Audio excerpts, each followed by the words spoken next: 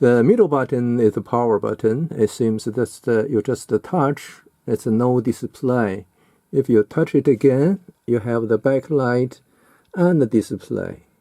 You can press the power button to switch it off. Power button on, backlight,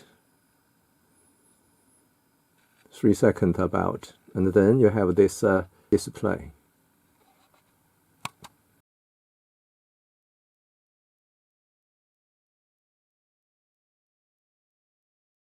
I just tried this power off. If it makes the power off, everything is off, so your central heating will stop working.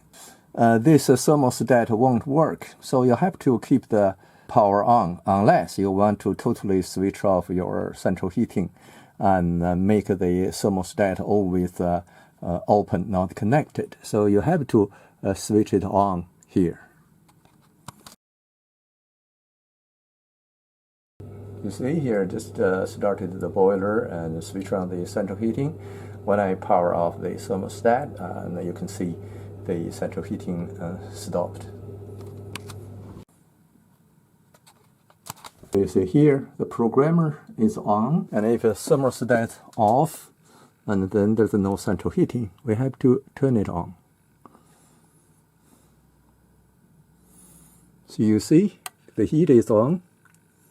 So now the boiler should work. Now the central heating is back on. So the thermostats need to be on all the time if you're using the central heating.